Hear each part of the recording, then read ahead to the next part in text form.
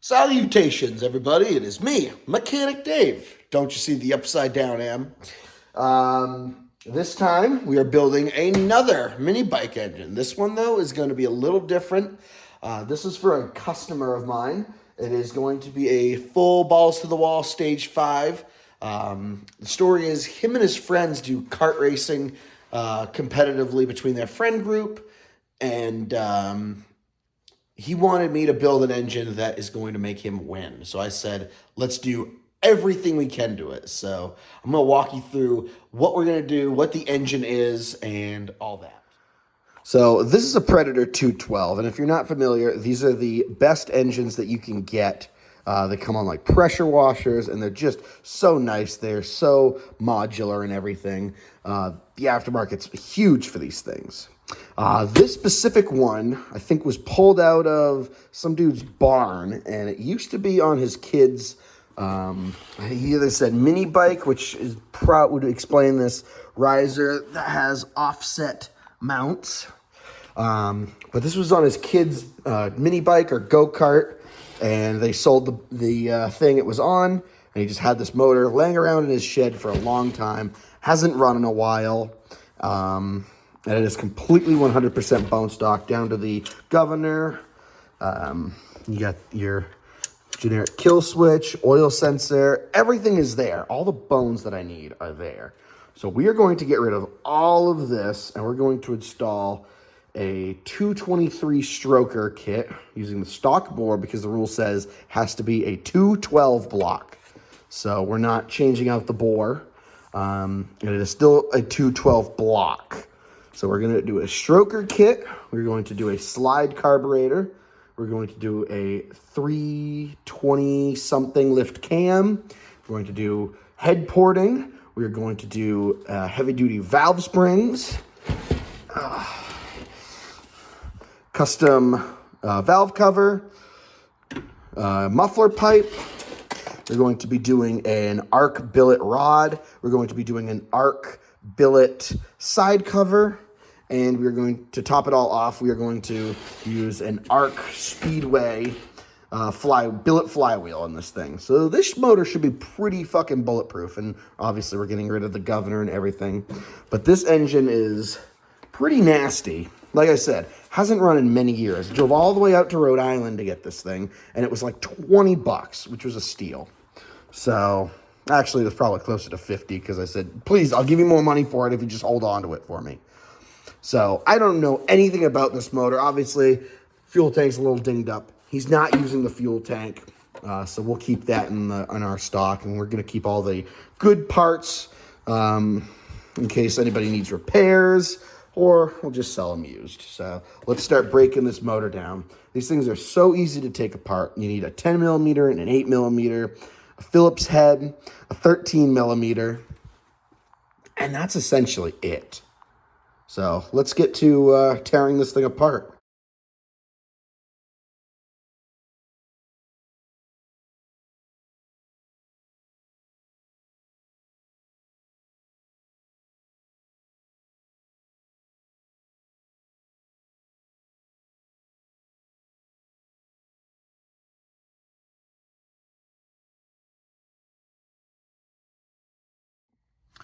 All right.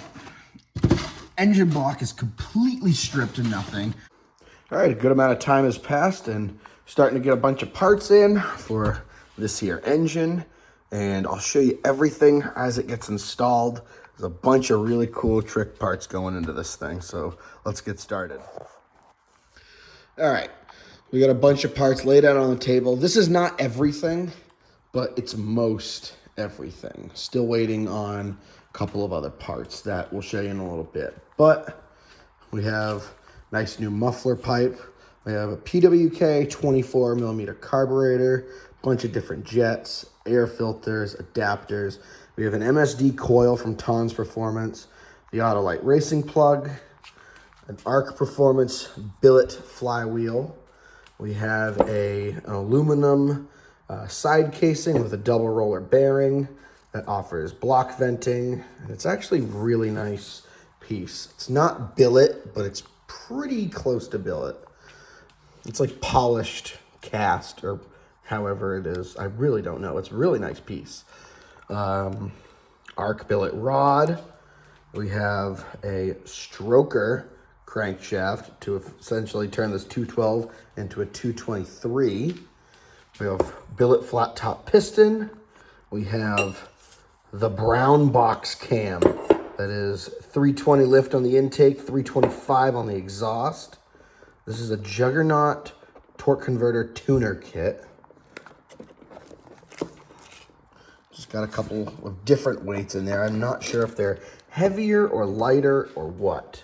And then we also have a couple of different sprockets for the jack shaft kit. And things we're missing right now is the Juggernaut torque converter, the racing rocker arms, and the billet valve cover. Other than that, this is pretty much everything for this little 212 to be 223. So stay tuned.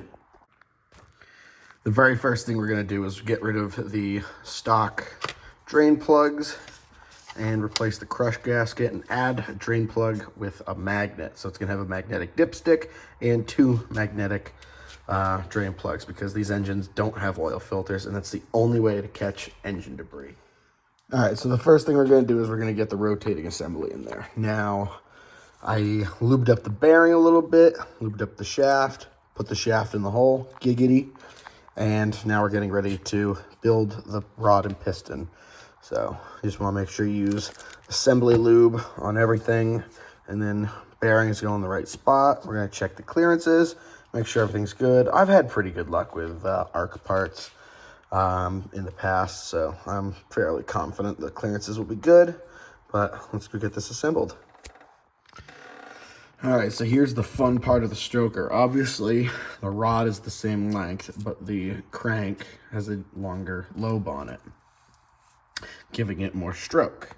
And you can see how much more it's actually poking out up there. And then the spoon is hitting the side of the block. So we are going to need to clearance the block a little bit. You never want to clearance the rod. Never clearance the rod, always clearance the block. But otherwise, that looks pretty good. Let's see about turning it the other way.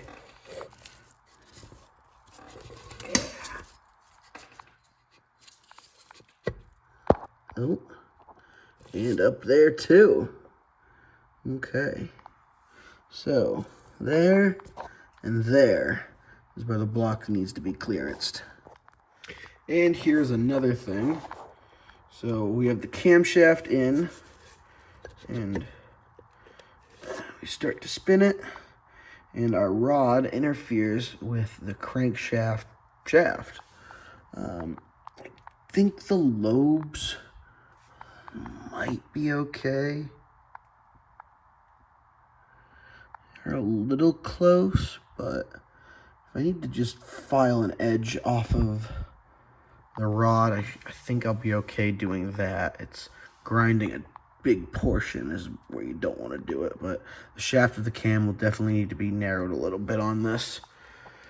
So a lot of things to be clearanced right now. And another thing I'm going to end up having to clearance is this cam hole on the new crankcase cover. Does not actually fit the new cam. That hole is smaller than that diameter, and it actually doesn't even fit the stock cam either. All right, the rest of the parts came in today. Let's show you what we got. We'll start with this guy right here. Some racing X-style rocker arms. These things feel really strong, a lot heavier than the other ones, which are just stamped steel. We got the billet valve cover, very nice. It's dual vent, so one of those is going to be connected to the side cover, and that's just going to vent to this little air filter and breathe out crankcase pressure, and then the other one is going to be for a pulse fitting for the fuel pump. Let's see, what else did we get? We also got these aluminum push rods. I really like those. We got our head stud kit in, and then the creme de la creme, the Stage 4 racing head. So this thing has already been ported, as you can see, on both sides.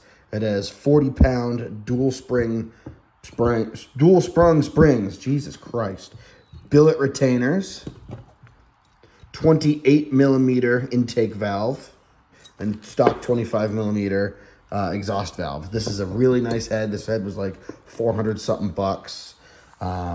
So we are going to assemble all of this and get it all nice and good. And then we got our lash caps in there, and then there's a washer in there. I don't know where it's supposed to go, but we'll see.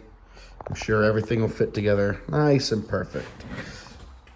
We are still working on clearancing on the inside of the block. So I have the side cover and the camshaft at a machine shop getting worked on. I did a little bit of clearancing right there, a little bit of clearancing at the top. I'd like to do a little clearancing at the bottom right there. And then I need to pull the crank out and clearance this lip around the crank and around the rod, because that is interfering with a cam lobe, which I do not want at all. So a little bit more modifications, and this thing's gonna start coming together very nice. Okay, so we're gonna shift focus real quick. We're gonna do the torque converter. So this is a Juggernaut torque converter, and it has these stock weights in there, which as it all spins, springs out, and that moves closer to here, moving your belt and driving the jack shaft. These are the Ghost Power Sports tuner kit. This is the Stage 2 tuner kit. So this will get it to engage or stall at about, I think, 3,000 RPM. More stall equals more speed. So all you're gonna wanna do is take out this Allen bolt, take out the nut. I don't think there's any washers, but then you're gonna have this metal sleeve or this roller in there. These are under a ton of tension, so it's a huge pain in the ass. So I'm just gonna snap my fingers and have it be done. Boom. So we got the Stage 2 in. They sit up a little higher, and the rollers are a different weight, but everything looks good. So we're just gonna drop the cover back on that, throw that guy back in, and now I need to cut out a piece of key for the keyway, because I don't know if it's oh yeah, that's all the keyway they give you.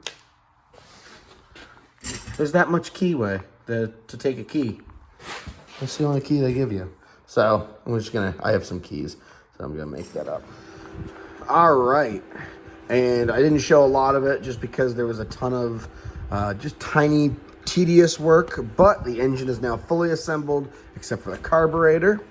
And I gotta say, this thing looks pretty darn sweet. So the stock Predator blower cover and recoil cover. The exhaust pipe's gonna hit if I rotate it that way. And then we have up here, this is our exhaust or crankcase ventilation system. So it comes from the case and the cover in there. So then the carb is gonna mount right about there. We got the MSD coil in there with the Autolite racing plug. Got the side cover and the cam back from the machine shop. When they say it's for Hemi only, they mean it.